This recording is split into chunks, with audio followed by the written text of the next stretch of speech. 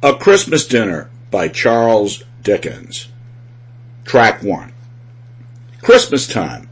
That man must be a misanthrope indeed, in whose breast something like a jovial feeling is not roused, in whose mind some pleasant associations are not awakened, by the recurrence of Christmas.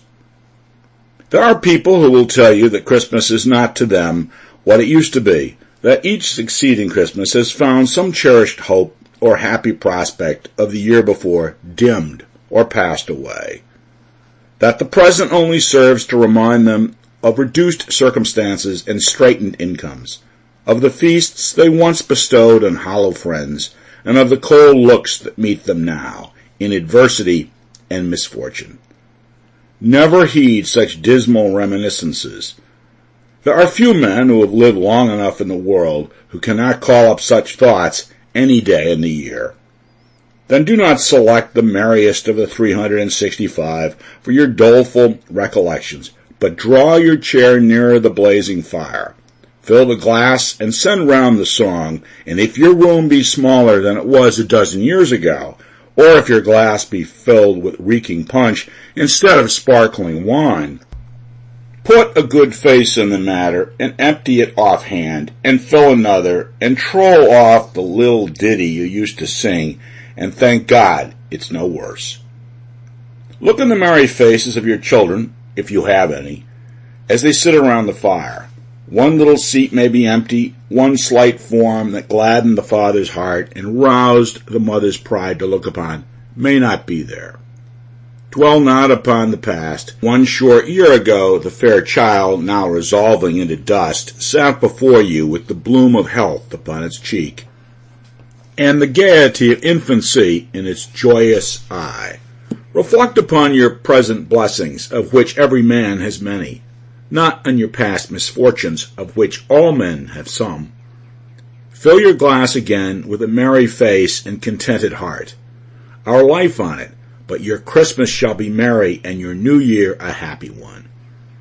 Who can be insensible to the outpourings of good feeling and the honest interchange of affectionate attachment which abound at this season of the year? A Christmas family party? We know nothing in nature more delightful. There seems a magic in the very name of Christmas. Petty jealousies and discords are forgotten.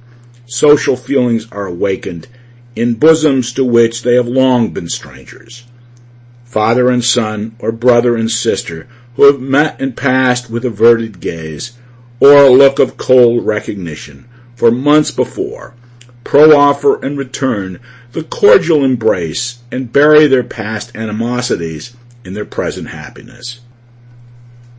Kindly hearts that have yearned towards each other, but have been withheld by false notions of pride and self-dignity, are again reunited, and all is kindness and benevolence. Would that Christmas lasted the whole year through, as it ought, and that the prejudices and passions which deform our better nature were never called into action among those to whom they should ever be strangers. The Christmas family party that we mean is not a mere assemblage of relations, got up at a week or two's notice, originating this year, having no family precedence in the last, and not likely to be repeated in the next.